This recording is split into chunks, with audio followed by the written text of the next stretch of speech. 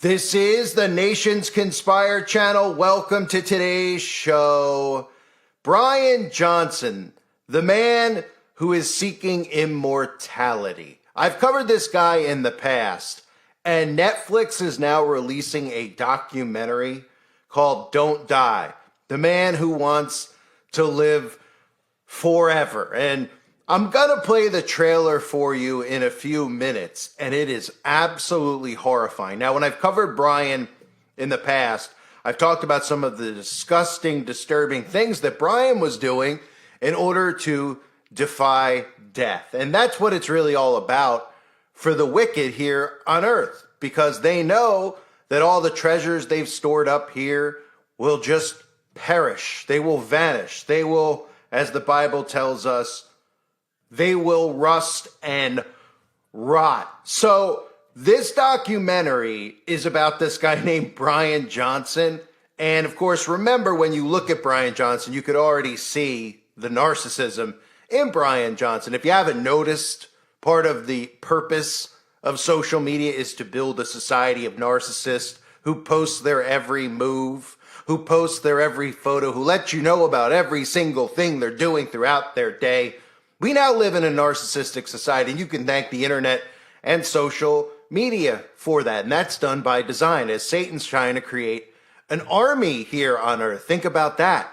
When you have a society of narcissists, and then you suddenly come in and tell them that there's a way that they can live forever, you don't think that these people are going to run to sign up for that? Now, me personally, I could never understand how anybody could ever want to stay here forever. I mean, are they looking around?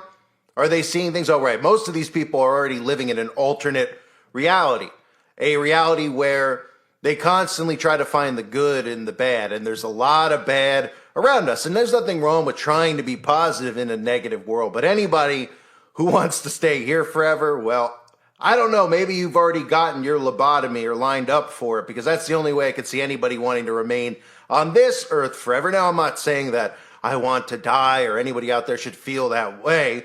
But obviously, as Christians, we know what's coming next, and we're all looking forward to that. So these are pictures of Brian Johnson before and after, and you could see the frightening changes. Now, sure, a lot of this stuff that Brian's doing, of course, involves some of that red liquid that we know the elites love so much. But does Brian look healthier before or after? Did Brian get the memo that he looked like a normal guy? I mean, a bit of a feminist guy, but he looked like a normal guy, and suddenly Brian looks like, well, a ghoul. He looks like something that maybe we saw in Interview with the Vampire.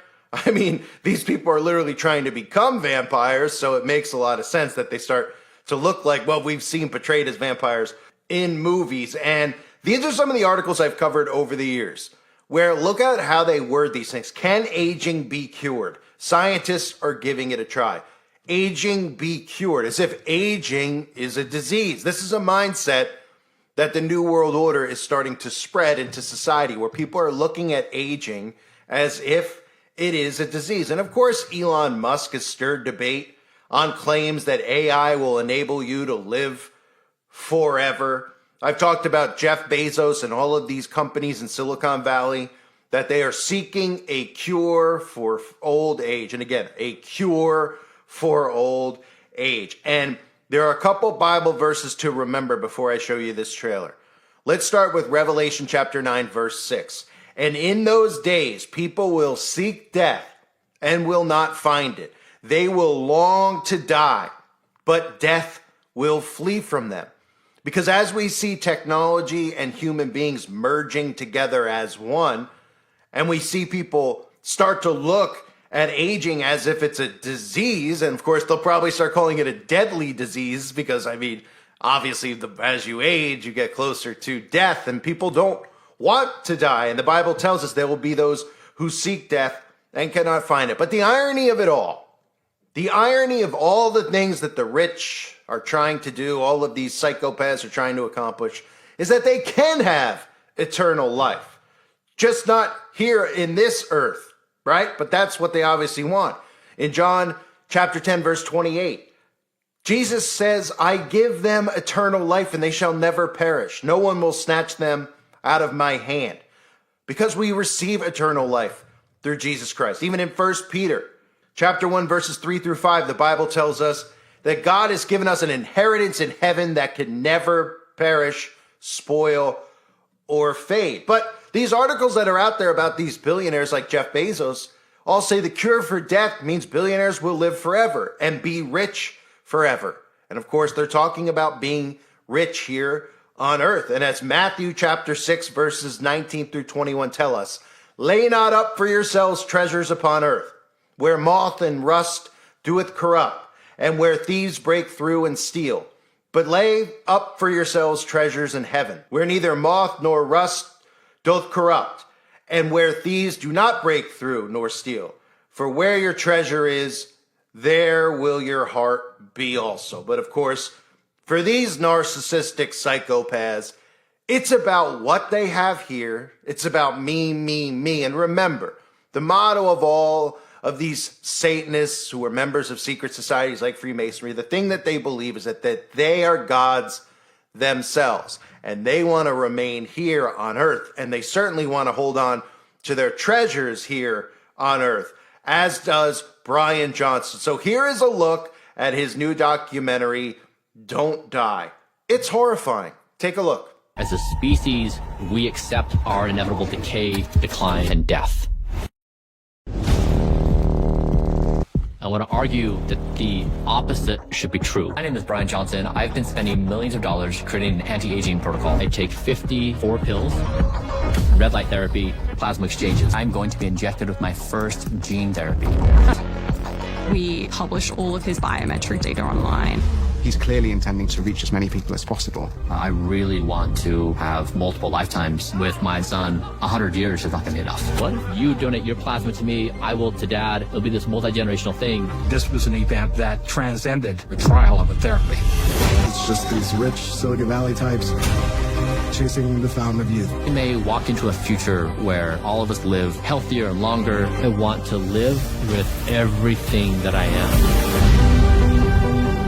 So over the years, there have been articles about Brian Johnson that I've covered, and now they've actually given us a documentary horror film where we can see inside the life and the mind of this person who is seeking to live forever. And by doing so, he's paying up to $2 million, I believe, a year to look as young as he can. But no one's given him the memo, as most of these narcissists have no self-awareness whatsoever that he looks like he literally rolled out of a coffin. So you might have noticed one of the clips in the trailer, I showed the screenshot right here for you, where they deliberately show you that all-seeing eye symbolism, right? Where he's got that pill, but they give you this shot deliberately from a different angle so you could see him holding it up right over his eye. You could see some of the creepy photos of Brian Johnson over the years where, I mean, just imagine if you're 40s, 50s, imagine you have and you do have a son and you do have a father taking a photo like this. I mean, is this not the cringiest picture you've ever seen? That's his father and his son. Okay. I can only imagine what's going, look at the hand. I mean, look, it's a little bit deeper than that. It's pretty sick. And the tech mogul Brian Johnson has super blood, he claims, and he slashed his father's age by 25 years. These are some of the things in his documentary. And of course, he spends $2 million a year swapping blood with his 17-year-old son. And that's been a common theme over the years. That red liquid, that life force. We know about that topic you can't discuss in regards to them loving to drink that red liquid. And I've talked about the blood transfusions. There's been lots of articles over the years that have talked about blood transfusions and anti-aging. Getting the blood of a child inside of an older person will help them defy aging. I've talked about the vampire facial, where celebrities are putting the blood on their face. Kim Kardashian, one of the people who made this normal, and telling you that it's an anti-wrinkling thing. This goes back to witchcraft. This is a satanic practice that they are trying to normalize. There's a lot of predictive programming, too, I've shown over the years, even in The Simpsons, where they've shown Mr. Burns getting the blood transfusion of a child. Smithers, I'm back in the pink, full of pith and vinegar. I tried every tincture and poultice and tonic and patent medicine there is. All I really needed was the blood of a young boy. Lots of shows have done this over the years because this is in fact what they're going to begin normalizing. And there's one of these futurists, these guys call themselves futurists, where this guy has said longevity, he's a longevity expert, that AI, just like Elon Musk in that article I showed earlier, that AI will help us become biologically immortal from 2030. So if you make it to 2030, and of course, what a number 2030 is, we all know about Agenda 2030. It's really, that's the goal date for the New World Order to be fully operational and functional. We can look around and we could say it's in place, it's clearly in place, but fully operational, and for all of this type of technology to now be unleashed. Remember, Elon Musk talked about how by 2025, he expects 1 million people to have the Neuralink implanted in them. And that's what this heads toward. You could see some of these creepy guys who have books like The Death of Death, right? Their obsession with trying to fight off death. And again, I think if you look back 50 years ago and you told people that, they would say, I don't, what? You know, that most people would say that they were okay with dying, that they weren't afraid to die. Most people, of course, who have faith shouldn't be afraid to die because we have eternal life through Christ. But even people who didn't would say, well, you know, I'll take my chances. I don't want to be here forever. But like I said, if you build a society of narcissists, and you keep making people so into themselves and into their own world, and they're literally living in a different reality. It's a dystopia. I call it the Stepford wife theory. I mean, these people don't even know what's going on around them. They have no self-awareness. These people are going to beg for this type of technology, and they make people fearful of death all the time. Every little thing we see out there that talks about death makes people fearful of death, and the Bible tells us we shouldn't fear death, right? So these guys, like futurist Jose Luis Cordero, says the evidence suggests that death and aging really aren't the inevitable facts of life most people imagine. They have a concept called longevity escape velocity, which refers to the theoretical point where technology will be able to extend a person's lifespan at a faster rate than they age. So even as you grow 1 year older, your lifespan will increase by 2 years, right? So they say people don't understand that aging is a curable disease and that we will cure it in 20 years. And that's what the goal is. That's what I believe they already have this technology in place. And I believe it's just about now normalizing this out in the open. And I believe, and I've talked about this over the years. And again, these are topics that are always open for debate about the mark of the beast. There's a lot of people who believe it's Sunday law. I believe 100% it is not Sunday law, but there's people who always comment and say it's Sunday law. They don't believe it's the mixing of technology and man. But when you start thinking about what we're headed towards, and you think about Bible verses like the one I read earlier from Revelation chapter 9, verse 6, about people seeking death and not finding it. They'll long to die, but death will flee from them. Well, look at the other themes that we're hearing with artificial intelligence, the Neuralink, and the advancements in technology. That people with all of this tech embedded in their bodies will be able to live longer and longer and longer. And eventually they'll tell you forever, right? They might not tell you that at first as you start getting implanted with this stuff, because that might be a scary thought that you regret when you say, wait a minute, do I want to be here forever? And there's been tons of videos that I've done, which are on the website over the years, including ones of like the X-Files, where they talk about uploading your consciousness. And then suddenly you become self-aware again, where you're alive forever and you're in the metaverse or you're in some different reality, and you realize what you've done and that you can't escape, that there's no escape once you get this technology inside of your body. And the mark of the beast, I mean, that's it. It's the do-all, end-all. And of course, if you think about the things they're talking about, even in that trailer, the things that most of us have been talking about over the last decade or so with gene editing, right? Think about that. Think about the one thing that God has done uniquely and specifically to each one of us. We all have our own specific, unique genetic code, which separates all of us from one another. My DNA is different than your DNA, right? We always hear about it on the crime shows. That's how they solve a lot of these crimes, right? They find the guy's DNA. It'll lead us directly to the guy, the specific guy, because it's only he has that match of DNA, right? Because God made us that way. And that's what they're trying to alter. So if they alter that, if they alter the one thing that God really gave us that made us all unique and different from one another, and they now alter your DNA and they make you the collective consciousness, right? All of a sudden, you're no longer a child of God. You're no longer of God with the mark inside of your body because your genetic code is then altered. So that's the story in the year 2025 as we head into it, that we have Don't Die, the man who wants to live forever. We have all these big tech guys, the billionaires of the world, right? Bezos, Zuckerberg, Gates, Musk, all these guys talking about living forever, normalizing artificial intelligence right in front of our faces.